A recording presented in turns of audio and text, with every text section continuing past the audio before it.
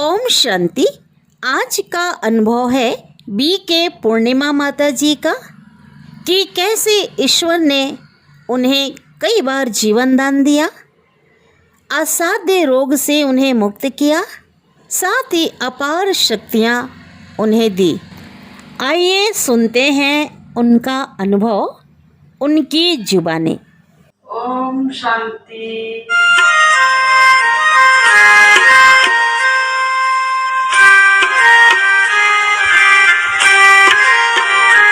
बड़ा प्यारा लगे ओ बाबा, सदा साथ तुम्हारा।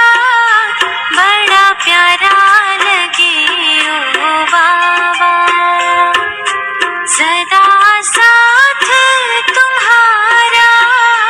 तेरे प्यार की आगे सब कुछ दिल ने बिसारा। तेरे प्यार की आगे सब कुछ दिल ने बिसारा। ओम शांति। मेरे शरीर का नाम BK पूर्णिमा है। मैं 9 वर्षों से ब्रह्मा कुमारी में जुड़ी हुई हूँ। रोज ज्ञान योग का क्लास करती हूँ।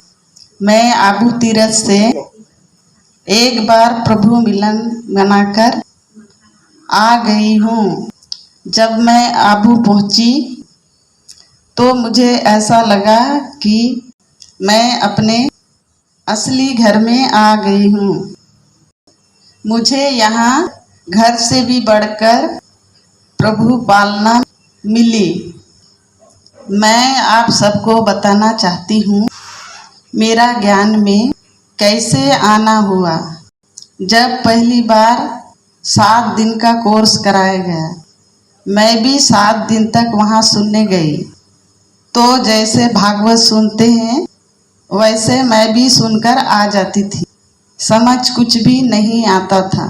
बाद में एक स्थान पर ब्रह्मा कुमारी केंद्र खुल गया। मुझे उस जगह का पता नहीं था। मुझे वहाँ कुछ समझ में नहीं आया था, इसलिए मेरी रुचि भी नहीं थी। इसलिए पता भी नहीं कि कहाँ खुला है। एक दिन की बात है, मैं एक दिन सब्जी लेके घर वापस आ रही थी। एक जगह पर मुझे बहुत ज़ोर से प्यास लगी। मेरे मन में आया कहाँ जाऊँ, तो सामने एक घर दिखा। अंदर से आवाज़ आई, इसी घर में जाके पानी मांग लेती हूँ। दरवाज़ा अंदर से बंद था। मैं जाके बाहर से दरवाज़ा खटखटाई। अंदर से एक भाई निकले, मेरे से बोले ओम शांति। मैं ओम शांति को नहीं जानती थी। मैं राम राम बोली। मैंने भाई से पीने के लिए पानी मांगा। भाई ने मुझे पानी पीने के लिए दिया और बोला कि माता जी मेरे बाबा से आप मिल लो, और एक कमरे में मुझे बिठा दिया। वहाँ कोई नहीं था, एक फोटो लगा हुआ था। मैं सोचने लगी कि इनका बाबा कहाँ है, यहाँ तो कोई नहीं है। मैं उससे पूछी कि आपका बाबा कहाँ है। उस भाई ने शिवलिंग वाला लाल लाइट जला दिए और बोला कि माता जी यही मेरा बाबा है। फिर भाई बोले कि आप माता जी शाम को फिर आना। वहाँ से निकलने के बाद मुझे अच्छा नहीं लगा, क्योंकि मेरे थैले में मांसाहारी सामान था जो मैं बाजार से खरीद कर ला रही थी। मैं सोचने लगी मेरे से बहुत बड़ा पाप हो गया, ये तो मंदिर है। फिर उसके बाद मैं घर चली गई। शाम को फिर आई मैं। फिर मेरा दोबारा कोर्स हुआ 7 दिन का। पूरा ज्ञान नहीं बैठा, थोड़ा थोड़ा समझ में आया। कोर्स के बाद भाई ने मुझे बोला कि माता जी शाम को मुरली सुनने आना। मैं रोज वहाँ आने लगी। 2 पन्ने का ज्ञान सुनाया जाता था। मैं सोचती थी अभी तक बांसुरी सुनाया नहीं गया है, शायद आगे सुनाया जाएगा। बाद में पता चला कि इस ज्ञान को ही मुरली कहते हैं। धीरे धीरे मुझे ज्ञान मुरली समझ में आने लगा। मेरे खान पान शुद्ध सात्विक हो गए। मुझे खेती में जाना होता था। एक दिन मैं कुछ माताओं बहनों के साथ धान कटाई कर रही थी। दोपहर का समय था। हम सभी लोग खेत से बाहर खाना खाने आ गए। सभी दूर दूर खाना खाने बैठ गए। ज्ञान मुरली में सुनते थे कि खाना भोग लगाकर बाबा के याद में खाना है। मेरे पास एक गमछा था। मैंने उस गमछे को घास के ऊपर बिछा दिया और शिव बाबा से कहा कि बाबा आप आओ और यहाँ बैठकर भोजन स्वीकार करो। बाबा को स्वीकार कराने के बाद मैं उस गमछे के ऊपर बैठ गई और भोजन किया। भोजन करने के बाद जब मैं उठी और गमछे को उठाया, जैसे ही गमछे को उठाया उसके नीचे बहुत बड़ा जहरीला सांप था। उस सांप को देखकर सब भागने लगे, पर मैं नहीं डरी। मुझे बहुत आश्चर्य हुआ कि मैं सांप के ऊपर बैठी थी। मैंने बाबा को शुक्रिया कहा और कहा बाबा आप मेरे रक्षक हो। मैं सांप के ऊपर नहीं आपके गोदी में बैठी थी, क्योंकि पहले तो आपको बिठाया था। उस दिन से निश्चय और बढ़ गया। मेरे साथ में जो भी माताएं बहनें थी वे सब कहने लगे आपके बाबा ने आपको बचा लिया, यहाँ बहुत जहरीला सांप है। उनको भी बाबा के शक्ति पर विश्वास हो गया। एक दिन मैं काम से कहीं जा रही थी।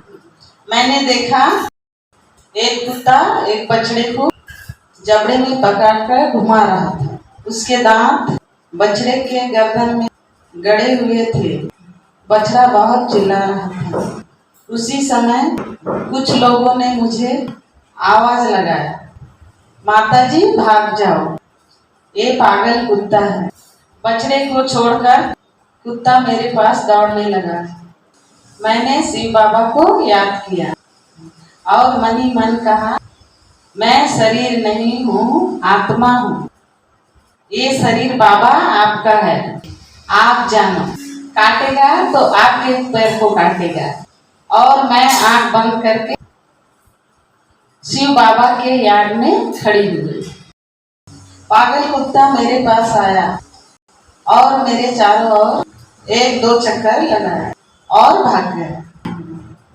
और आगे जाकर उस पागल कुत्ते ने तीसरे व्यक्ति को काट लिया। उस कुत्ते ने उस व्यक्ति को बहुत जोर से काटा था।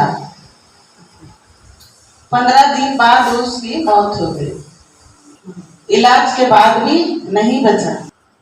शिव बाबा ने मुझे दूसरे बार जीवन दान दिया।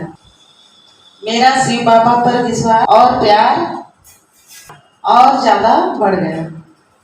मेरे पेट में एक गोला हो गया था। मुझे बहुत तकलीफ होती थी। सांस भी ठीक से नहीं ले पाती थी। डॉक्टर ने कहा ऑपरेशन के लिए बाहर ले जाना पड़ेगा। छोटा शहर होने के कारण हमारे यहाँ सुविधा नहीं थी। मुझे शिव बाबा पर निश्चय था। शिव बाबा को सर्जन मानकर मैंने बाबा से कहा बाबा मैं ऑपरेशन नहीं कराऊंगी, मेरा इलाज आप करोगे। मैंने राजयोग का प्रयोग किया। शिव बाबा को बहुत याद किया। धीरे धीरे मेरा दर्द कम हो गया। गोला भी गायब हो गया। 9 वर्ष हो गए इस घटना को। अभी तक मैं बहुत स्वस्थ हूँ। यह है मेरे सुप्रीम सर्जन शिव बाबा की कमाल। मैं अनपढ़ माता हूँ, मैं कभी स्कूल नहीं गई, लेकिन जब मैं इस ज्ञान से जुड़ी और मुझे पता चला यहाँ पढ़ाने वाला स्वयं भगवान है, मुझे बहुत खुशी हुई। उस जीवन में मेरे कोई शिक्षक नहीं थे, भगवान मुझे शिक्षक के रूप में मिले। मुझे ईश्वरी पढ़ाई का नशा चढ़ गया। मेरे कोई गुरु नहीं थे, लेकिन यहाँ आकर भगवान सदगुरु के रूप में मिले। जब मैं ज्ञान मुरली सुनने सेंटर आती थी, मैं यहाँ देखती थी बहुत से भाई बहने कापी पेन लेकर ज्ञान मुरली को नोट करते थे। उस समय मेरे को थोड़ा अंदर में दुख होता था। अनपढ़ होने के कारण लिख नहीं पाती थी।